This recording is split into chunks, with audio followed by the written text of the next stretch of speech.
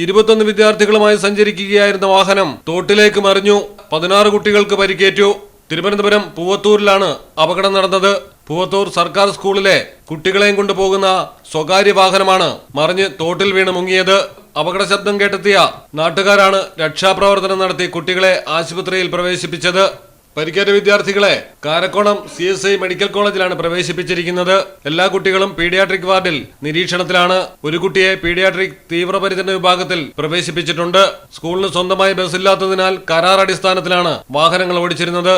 ഇത്തരത്തിൽ മാറി മാറി വരുന്ന വാഹനങ്ങളിലും ഡ്രൈവർമാരിലും രക്ഷിതാക്കൾ ആശങ്ക പ്രകടിപ്പിച്ചിരുന്നതായി പറയപ്പെടുന്നു. സ്കൂളിൽ ഉപയോഗിക്കുന്ന വാഹനങ്ങളുടെ ഫിറ്റ്നസ് ഉൾപ്പെടെയുള്ള കാര്യങ്ങൾ കൃത്യമായി പരിശോധിക്കണമെന്ന ആവശ്യം രക്ഷിതാക്കളുടെ ഭാഗത്തു നിന്ന് ആശുപത്രിയിൽ വെച്ച് തന്നെ ഉയർന്നിരിക്കുകയാണ്. മലയാളം ടെലിവിഷൻ, തിരുവനന്തപുരം.